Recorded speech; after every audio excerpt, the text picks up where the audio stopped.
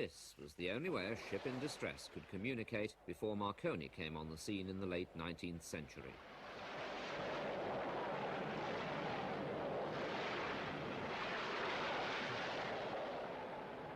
Deep silence reigned on the airwaves.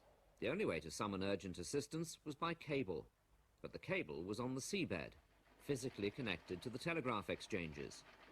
Messages were transmitted by Morse code.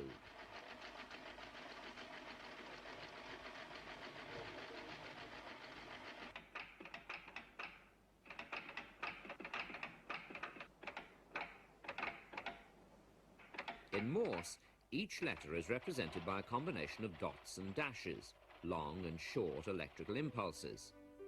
But within a few years, cable had a serious rival.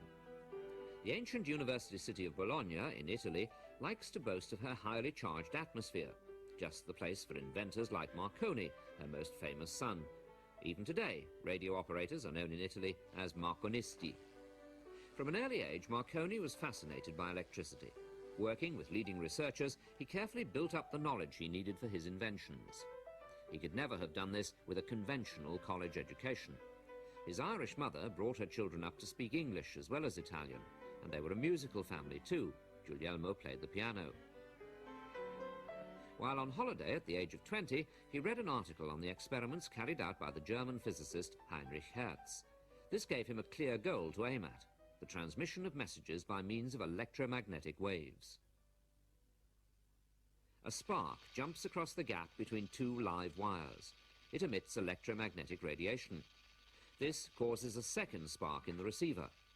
The radiation spreads out in all directions, like light waves. This phenomenon was at the heart of Hertz's research.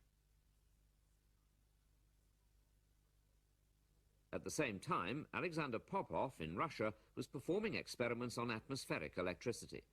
He developed the rod antenna for use in his thunderstorm warning device.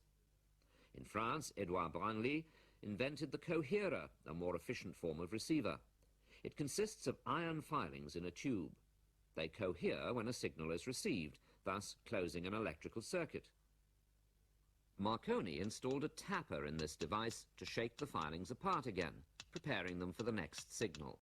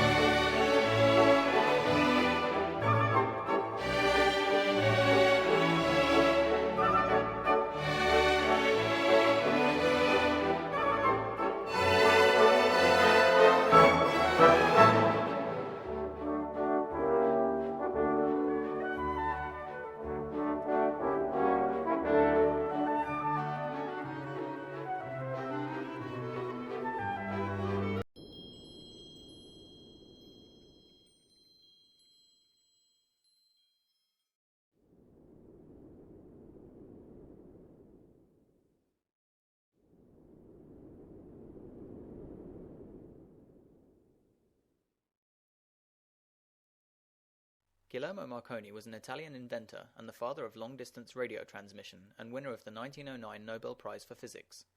Marconi was born in Bologna, Italy in 1874 and was interested from a young age in the physical and electrical sciences.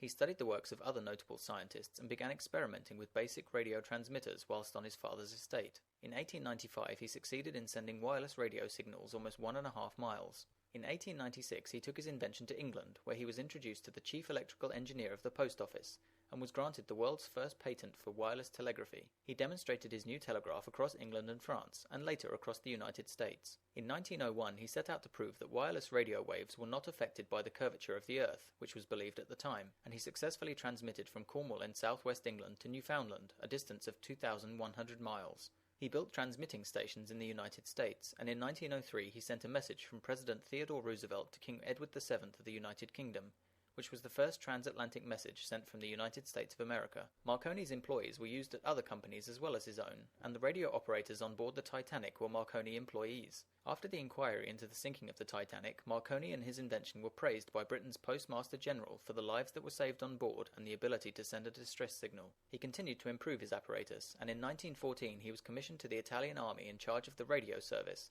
and appointed a senator in the Italian Senate. He was also made honorary Grand Knight of the Royal Victorian Order in the United Kingdom. He died in Rome aged 63.